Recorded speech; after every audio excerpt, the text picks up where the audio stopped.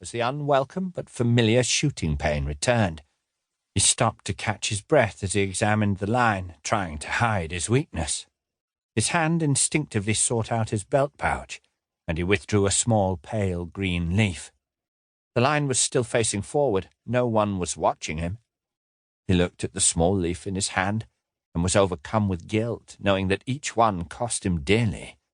The bulk of his pay funded the relief he now sought. He was tempted to put it away, but he knew he would welcome the relief the leaf would bring. He popped it into his mouth, looking around conspiratorially, lest anyone see his actions. He quickly chewed the leaf, and as soon as the skin was broken, he felt the effects. The slightly minty taste enveloped his mouth, and then the blessed numbness soaked into his limbs. His leg no longer pained him, but he knew his senses were dulled. He cursed the Norland blade that had wreaked so much damage.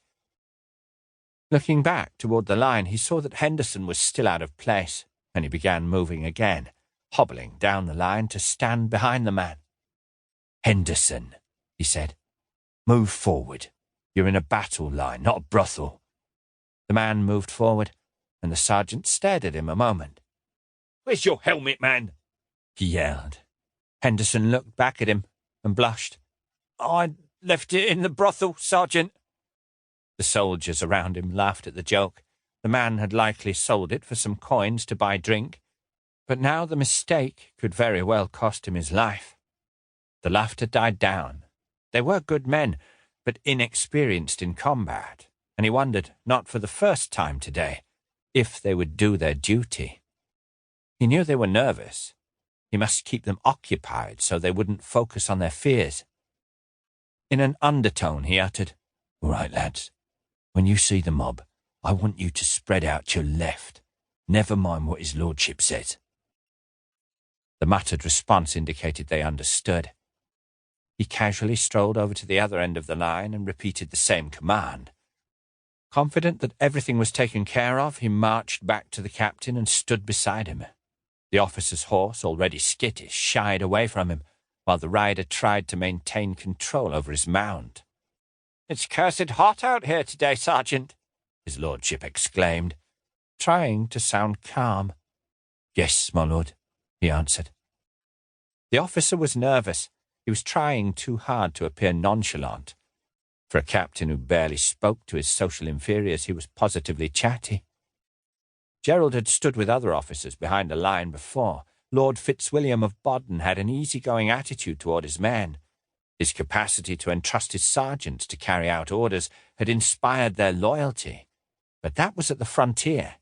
Here, in the cesspit of the kingdom, the quality of officers was limited to those who spent most of their time socializing with the elite rather than training. He stood still and waited as the sun grew hotter. Noon was approaching, and his right leg began to ache again. Had the numb leaf worn off already? Each time he sought relief with the remedy, it was less effective, and now he could barely get a morning out of a single leaf. He hobbled back and forth behind the men to try to hide his unease, knowing the pain would return shortly. He had reached the end of the line and turned, beginning to retrace his steps, when he heard a noise in the distance. He stopped to listen. A dull roar echoed through the streets. "Shields!" he yelled as he made his way back to the captain. "They're approaching, my lord." "Steady, men!" the officer yelled, rather unnecessarily. The soldiers stood at the ready, shields to the front, swords held up, braced to receive the enemy.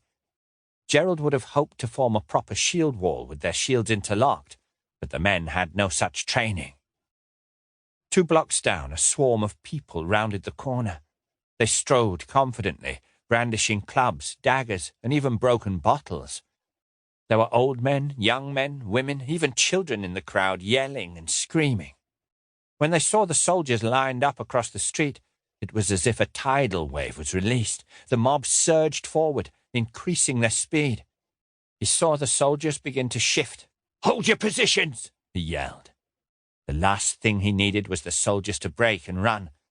He drew his sword and walked behind the line, peering over his men's shoulders to see the oncoming mass of humanity. It was the job of the sergeant to make sure